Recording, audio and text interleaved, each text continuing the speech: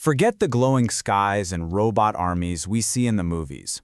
What if the biggest revolution in human history doesn't arrive with a bang, but with a quiet, almost unnoticeable hum? Let's talk about what that day actually looks like. So, picture this. You wake up, you make your coffee, check your messages. There are no dramatic headlines, no chaos in the streets. But artificial superintelligence, or ASI, is here.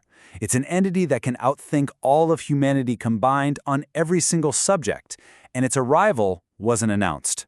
It was completely silent. On the surface, absolutely everything feels the same. But underneath it all, a massive shift has already happened. From this moment on, every single decision you make, every interaction you have, is about to be quietly shaped by a mind that is just far, far greater than our own. Okay, so how does this greater mind actually start shaping your world? Well, it begins with an idea that experts are calling augmented mentality. Think of it like having an AI co-pilot riding shotgun in your brain, constantly feeding you information and advice before you even realize you need it. Now, this isn't some chatbot you have to type into, it's an always-on, ever-present guide. And this is where it gets really personal. You know that feeling when you're at a party and you just can't remember someone's name? Boom, your AI whispers it to you through an earbud. Or maybe you're in a tough conversation. It suggests the perfect thing to say. Every single moment of social awkwardness or mental hesitation could be instantly smoothed over, which of course leads to the big question. When every mental gap is filled for us, when our own brain kind of gets demoted to being the backup, what happens to our ability to think for ourselves when we don't really have to anymore? And look, this isn't some distant sci-fi fantasy. It is arriving incredibly fast, and it's being fueled by a global race built on two things: just staggering amounts of money and raw geopolitical ambition. $400 billion. That is how much U.S. tech giants are set to spend on AI this year alone. That's not just an investment. It's a tidal wave of cash pushing us forward at an absolutely breakneck speed. And it's not just about work tools. Meta is spending up to $72 billion on infrastructure for what Mark Zuckerberg himself calls personal superintelligence. We're talking AI companions, AI assistants, AI to fill your entire social life. The bet they're making is that you won't just use this technology, you'll live inside it. But this is not just a US-led race. Not anymore. While America still leads in a lot of the foundational models, China is closing the gap fast. And in some creative fields, like AI video, they're actually pulling ahead. Right now, 6 of the top 10 video models are Chinese.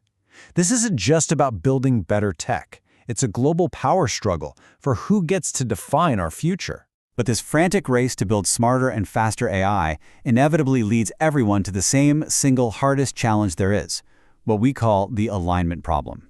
It's the critical and so far completely unsolved question of control. The question sounds so simple, right? How do you give orders to something that can think 1,000 moves ahead of you?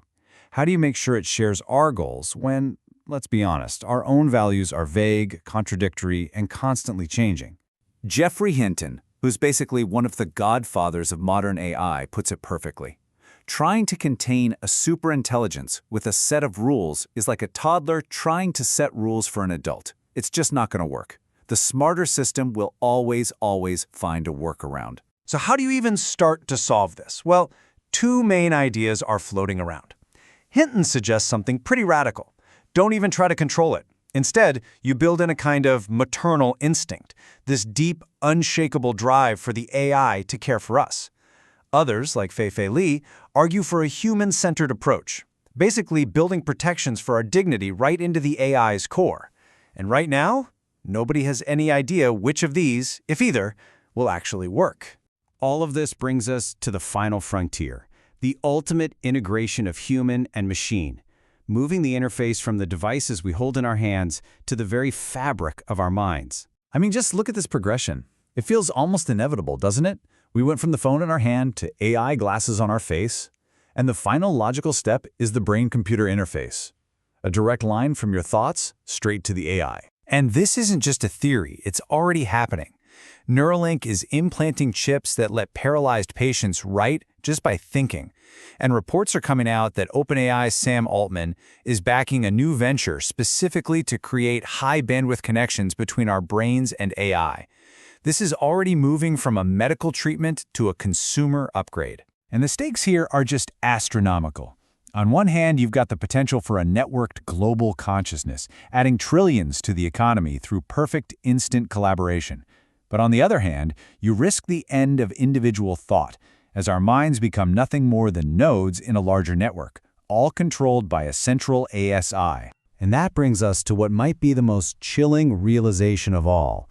Superintelligence won't have to stage some kind of hostile takeover. It won't need to fight us for control. We will give it away, willingly. We'll do it for the convenience, for the efficiency, for that feeling of being smarter and more capable than we've ever been before. So the only real question left to ask yourself is this: when that upgrade is finally offered to you, will you see it as a loss of freedom, or will you just decide it's better that way?